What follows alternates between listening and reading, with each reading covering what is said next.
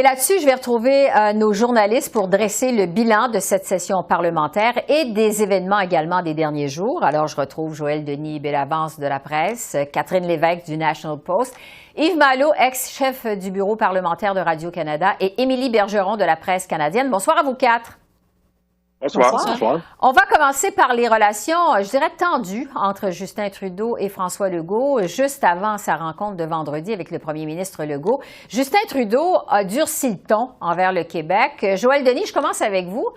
Le premier ministre Trudeau, il est allé d'une déclaration quand même assez choc cette semaine. Selon lui, le Québec pourrait accueillir jusqu'à 112 000 immigrants par année, en majorité des francophones, quand on sait qu'aucun parti politique au Québec a proposé un chiffre comme ça durant la dernière campagne électorale. Qu'est-ce que ça laisse présager comme rencontre pour les deux hommes? Comment vous interprétez cette sortie de Justin Trudeau, vous? Bien, c'est un peu mettre la table de façon désordonnée à cette fameuse rencontre. Et je vous dirais que peut-être M. Trudeau est sorti davantage de couteaux que de fourchettes avant de s'asseoir à table avec M. Legault. Et ça illustre toute la pression que veut exercer en quelque sorte le gouvernement Trudeau sur le Québec pour qu'il ouvre davantage ses portes à l'immigration. Il faut dire aussi que le milieu des affaires du Québec réclame aussi davantage de gens, davantage de gens pour justement combler les postes qui sont vacants, la fameuse pénurie de main-d'œuvre qui frappe l'économie du Québec. Donc, il y a des pressions de gauche à droite. Et M. Trudeau, ça fait un peu le porte-parole de ça, mais M. Legault, lui, a son idée bien en tête, c'est 50 000 immigrants qu'il veut accueillir par année, pas plus, pas moins. Oui, on va voir ce que ça donne, les discussions au sujet de l'immigration. Les transferts en santé, évidemment, sont au menu de cette rencontre. Yves, Justin Trudeau vraiment persiste et signe pas de hausse des transferts en santé, sans obligation de résultat de la part des provinces. Est-ce que Québec va devoir mettre de l'eau dans son vin, finalement, dans ce dossier, pour que ça finisse par se régler? Alors voilà la grande question. Qui devra mettre de l'eau dans son vin? Ce qu'il faut jamais oublier, cependant, c'est que l'argent dont il est question, ça provient tout de la même poche, celle des contribuables. Et les contribuables souhaitent sans aucun doute que ce problème se règle et que l'argent soit envoyé dans les réseaux de santé qui en ont bien besoin.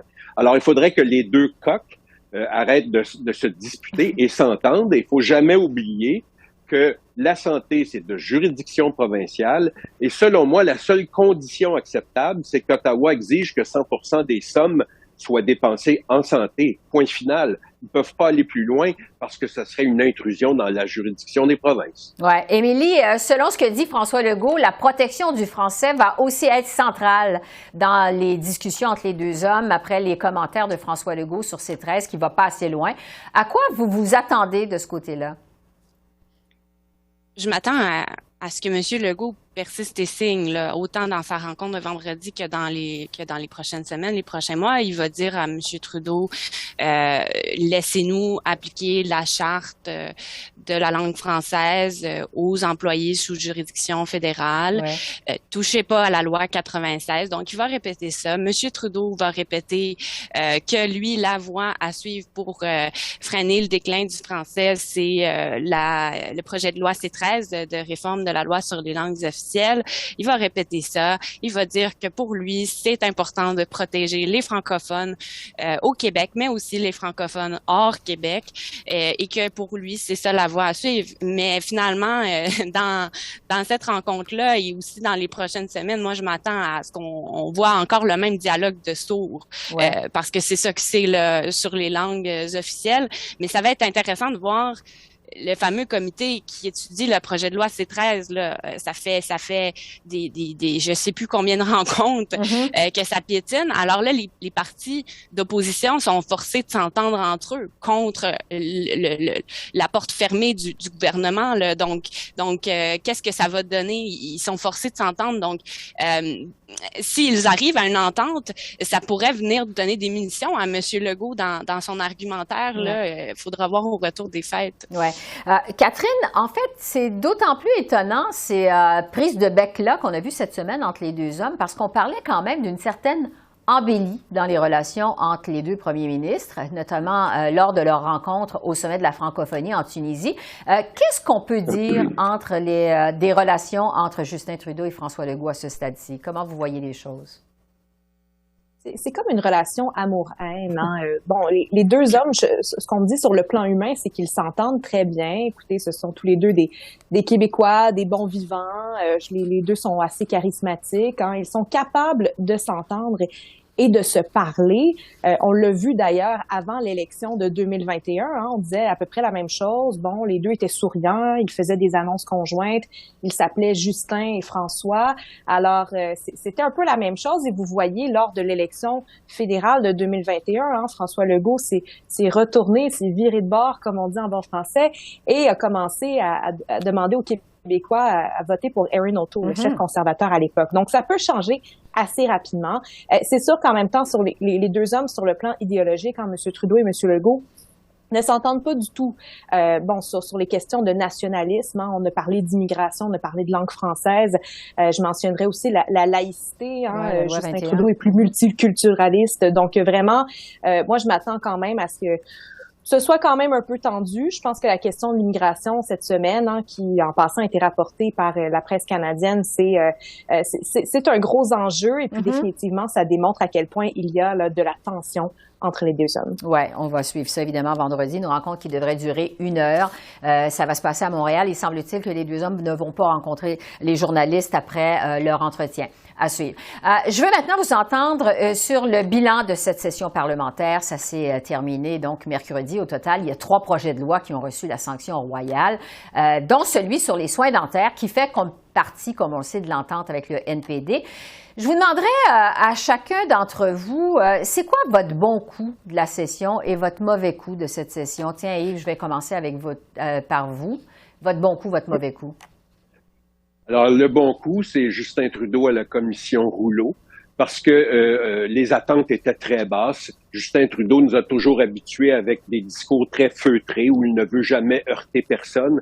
Alors que là, il est arrivé, il a témoigné avec beaucoup d'aplomb, en anglais essentiellement, oui, mais ça, c'est pas de sa faute, c'est pas lui qui posait les questions, mais il avait laissé la langue de bois au garde-robe et il a expliqué clairement pourquoi son gouvernement a eu recours à la loi des mesures d'urgence, n'a pas hésité à montrer du doigt des responsables de ce fiasco de l'occupation du centre-ville d'Ottawa. Alors, on espère qu'il va en tirer des leçons parce qu'il est ressorti plus fort de ce témoignage. Mon mauvais coup, c'est Pierre Poilievre.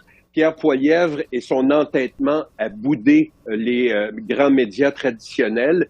Alors, résultat, il ne progresse pas, ne fait à peu près pas parler de lui.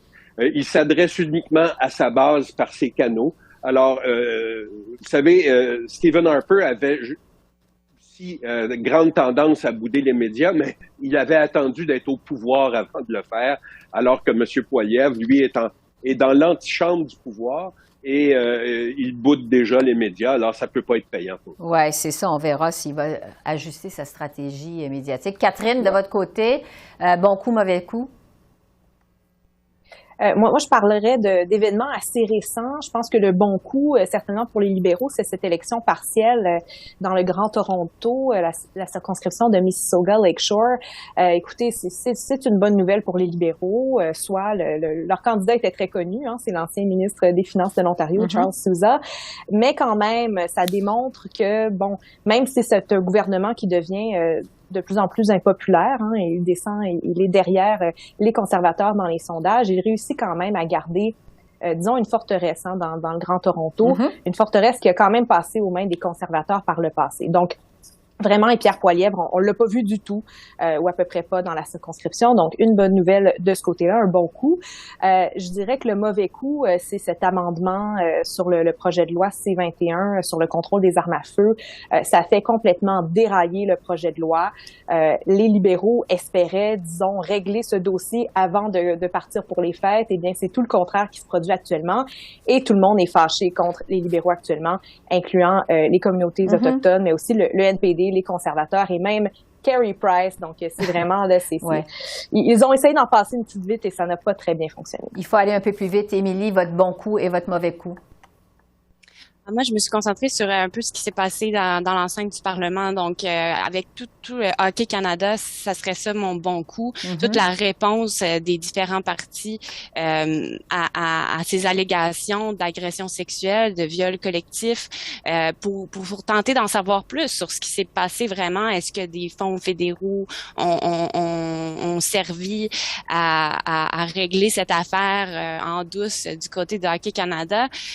Donc, on a vu la ministre Saint-Onge, évidemment, mais on a aussi vu le député bloqué Sébastien Lemire s'illustrer là-dedans. On a vu le néo-démocrate Peter Julian. On a vu le conservateur Richard Martel. Donc, je pense que c'est rafraîchissant pour plusieurs personnes dans la population là, de voir tous les partis politiques mettre de côté, disons, leurs désaccords et vraiment demander des réponses. Mon mauvais coup, je dirais, autant pour les conservateurs que les libéraux, dans le projet de loi C11. Le projet de loi C11, là, la fameuse réforme proposée de la loi sur la radiodiffusion pour inclure des plateformes de diffusion en ligne, là, comme par exemple YouTube. Mais là, c'est pas la première mouture de ce projet de loi-là, premièrement. Il y a eu d'autres moutures mortes au feuilleton. Et là, ce qu'on voit, c'est que les libéraux et les conservateurs s'accusent entre eux encore des mêmes choses. Donc, les libéraux accusent les conservateurs de jouer sur de la désinformation parce qu'il y a des créateurs de contenu indépendants qui disent nous, on a des craintes.